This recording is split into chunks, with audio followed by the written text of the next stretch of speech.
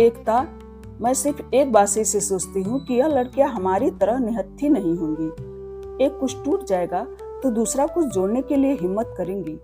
एक ही जगह खड़े होकर एक ही तरह से सांस लेते जाना यह शायद नहीं करेंगी। यह नहीं करेंगी, पर तो भी कहाँ पहुंचेंगी और कहाँ ठहरेंगी। कहीं पहुंचने के लिए कोई रास्ता चाहिए, कहीं ठहरने के लिए कोई ठिकाना। जहाँ कहीं भी किसी का वास्ता पड़ेगा वहीं कोई न कोई पीएल शर्मा होगा, और इस हालत में किसी के लिए भी एक ही रास्ता रह जाएगा, टूट जाना। चुपचाप एक और खड़े टूट जाना, या इन सब कुछ का हिस्सा बनकर उसके साथ मिलकर टूट जाना। टूटना हर तरह पड़ेगा।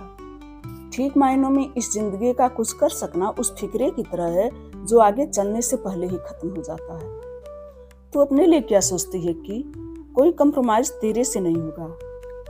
चुपचाप एक और खड़ी हो गई हूँ, जितनी देर खड़ी रह सकूंगी रहूंगी, फिर इससे पहले कि किसी के हाथों टूटना पड़े अपने हाथों को ही कुछ कर लूंगी। इक्की, तू मेरे साथ इकरार कर कि तू कभी भी सुसाइड। मैं जीना चाहती हूँ प्रिया। करार तब करूँ जब मैं खुद जीना न चाहूँ। जब तक हो सकेगा जरूर जीऊंगी। अरे, जो कोई वह मिल जाएगा जिसे देखकर और जीने की जी चाहे तो उसे इश्क भी करूंगी। एकता हंस रही थी।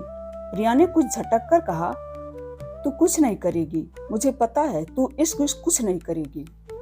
तेरा मतलब है मुझे वह कोई मिलेगा ही नहीं। वह कोई हमारे सपनों में ही होता है, अभी तक तो मैंने कहीं देखे नहीं। फिर भाई, अगर वह कोई है ही नहीं तो मैं क्या कर सकती हूँ। दोनों बातें कर रही थी, दरवाजे की घंटी बजी। प्रिया ने जब दरवाजा खोला, उसकी बेटी विक्की हाथ का पर्स भीतर कुर्सी पर रखकर उसके गले में बाहें डाल दी। मम्मी को सरप्राइज दे दिया। अरे विक्की, तू कैसे? हॉस्टल से भाग आई हूँ। सच बता, मुझे कॉलेज से निकाल दिया है। यह निकाली हुई की शक्ल है। प्रिया ने प्यार से विक्की का गाल चूम ली। विक्की काली जीन और हरा ब्लाउज पहने हुई थी। उसमें उसका कद और भी लंबा लग रहा था, उसका मुंह और भी चुस्त। मम्मी को सरप्राइज दे दिया। मुझे पता था मम्मी घबरा जाएंगी। यूं तो मैं खुश हूँ तू आ गई। तेरी एकता आंटी आई है, अभी मैं उसके साथ तेरी बातें कर रही थी। एकता आंटी आई हैं, मजा आ गया। एकता ने आगे होकर विक्की को बाहों में ले लिया। तू सच कहती थी प्रिया कि विक्की बहुत खूबसूरत निकली है। सच आंटी, मम्मी ने यह बात कही थी। मुझे तो मम्मी हमेशा यह कहती है कि एकता आंटी बहुत खूबसूरत है, तो उनके मुकाबले कुछ भी नहीं। आंटी, मैं आपसे मुकाबला नहीं कर सकती, यह ठीक है, पर अब कुछ तो अच्छा लगने लगी हूँ। You are really beautiful. सुन ले मम्मी, एकता आंटी क्या कह रही हैं। एकता आंटी तुझे फ्लेटर कर रही हैं। प्रिया हंस पड़ी। आज मम्मी तुझे चिढ़ा रही है कि तुझे नजर न लग जाए, पर मन में बड़ी खुश है। पास से एकता ने कहा, सच? अच्छा आंटी, मम्मी ने मेरी और कितनी चुगलियां की हैं? बहुत की हैं, ठहर कर बताऊंगी। पहले यह बता कि तूने यह सरप्राइज कैसे दे दिया।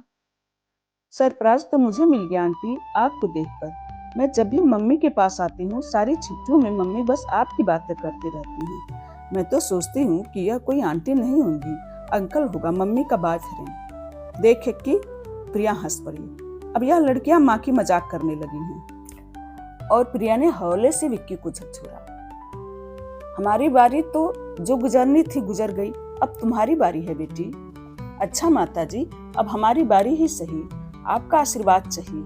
विक्की ने इन लफ्जों को ऐसे अंदाज में कहा कि प्रिया हंसते हंसते दोहरी हो गई, और आशीर्वाद के अंदाज में उसने विक्की के सर पर हाथ रखा। आंटी, आप भी आशीर्वाद दीजिए। नहीं, इस तरह नहीं, मुझे कहना चाहिए माता समान मासी जी। यह बोल हंसकर दोहरी होती विक्की के मुंह में थी। एकता ने प्यार से उसे गले लगा लिया। मन में आया, अगर चढ़ती जवानी की यह चाहत इन बेचारी लड़कियों को हमेशा जीती रख सके। पर एकता ने कहा कुछ नहीं। मम्मी, मैं सिर्फ 2 घंटे यहाँ रह सकती हूँ। कॉलेज के ग्रुप के साथ आई हूँ, एजेंटा एलोरा देखकर। ग्रुप के इंचार्ज टीचर से बहुत मुश्किल से इजाजत ली है यहाँ उतरने की। हमारी बस 2 घंटे के बाद फिर यहाँ से गुजरेगी, हार्न देगी और मैं चली जाऊंगी। हमें आज रात वापस बड़ौदा अपने हॉस्टल में पहुँचना है। जल्दी से कुछ खिला दो, बड़ी भूख लगी है, विक्की ने कहा। प्रिया रसोई में चली गई और विक्की एकता के साथ दीवान पर बैठ गई। तुझे छुट्टियां कब मिलेगी? इस बार छुट्टियों में मेरे पास महू आना, जितने दिन तेरा जी चाहे। आंटी, अकेले आऊं कि किसी फ्रेंड को भी साथ ले आऊं? जिसे तेरा जी चाहे ले आना।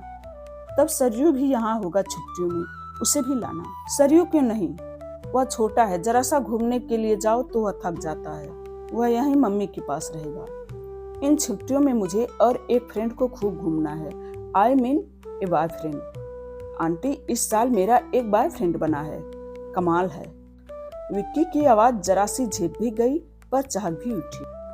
बॉयफ्रेंड कमाल ही होते हैं, सबको कमाल लगते हैं। एकता खिलकर हंसती। नहीं आंटी, वहाँ और 2 लड़कियों के भी बॉयफ्रेंड है। किसी से बात करने को जी नहीं चाहता, बहुत साधारण से। पर वह किड्स, वैसे उसका नाम कीर्ति है, सब उसे किड्स कहकर बुलाते हैं। और तुझे मजाक से फैने नहीं बुलाते? आंटी, मम्मी को नहीं बताना, उसके सारे दोस्त मुझे फैनी बुलाते हैं। अच्छा, अगर मम्मी को बताना हो तो मेरे सामने नहीं, मेरे जाने के बाद बता देना। वहाँ मुझे कोई विक्की नहीं बुलाता, सब फैनी बुलाते हैं। कीर्ति बहुत अच्छा लड़का है। I mean your kids simply workful aunty.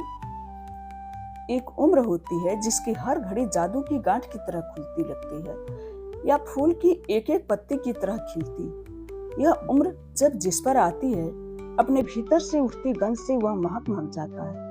Vicky भी महक रही थी। सब कुछ संभाला नहीं जाता था।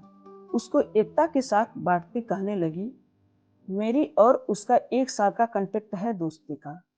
उसने मुझे बताया था कि वह कभी ब्याह नहीं करेगा, किसी के साथ भी नहीं करेगा।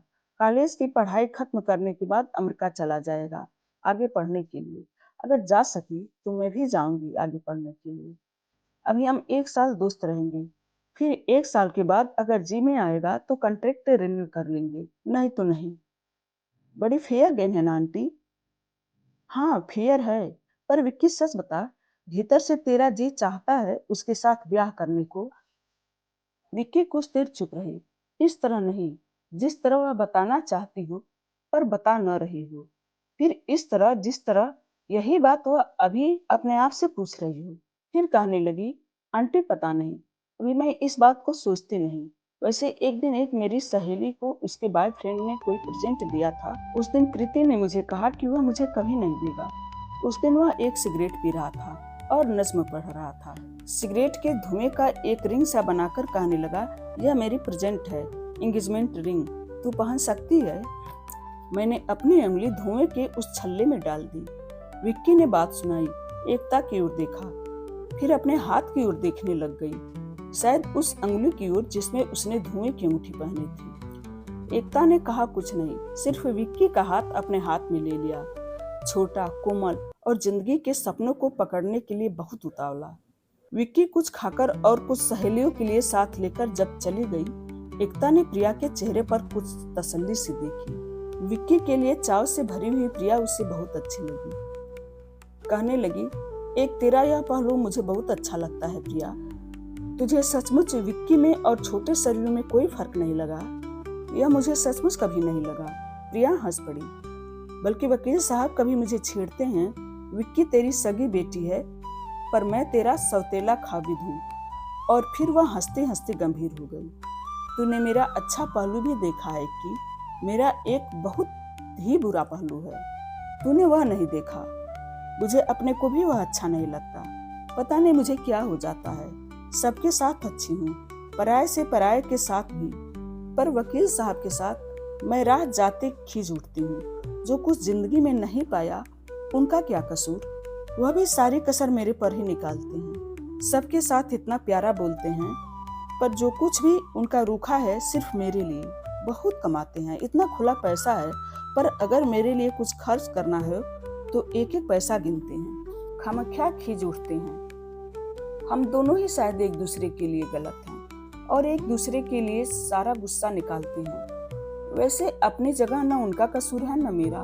एक दूसरे को देखते ही हम सिकुड़ जाते हैं, एक मिन्नस आ जाता है। वैसे यह न उनमें है न मेरे में, पर एक दूसरे को देखते ही आ जाती है। यह क्या चीज है एकता? एकता ने गहरा सांस लिया, कितना देर चुप रही, फिर कहने लगी, यही एक फर्क है जो पकड़ में नहीं आता किसी को समझाकर बताया भी नहीं जा सकता। वही इंसान जो बहुत कुछ हो सकता था, सिर्फ ठीक से मिलकर जाने क्या कुछ हो सकता था, वही कुछ नहीं होता, बस सिकुड़कर गुच्छा सा होकर रह जाता है। और दूसरा जो उसके लिए ठीक नहीं, जाने और कितनों के लिए कितना ठीक होता, किसी और मौसम के फूल जैसे किसी और मौसम में बूते। पर एक बार यह बोए जाएं, फिर से न मौसम बदला जा सकता है न जमीन। प्रिया की आंखें गीली हो गई और उसके होठों पर उसकी आवाज कांप गई। पर फूल तो अकारक चले गए इस दुनिया से।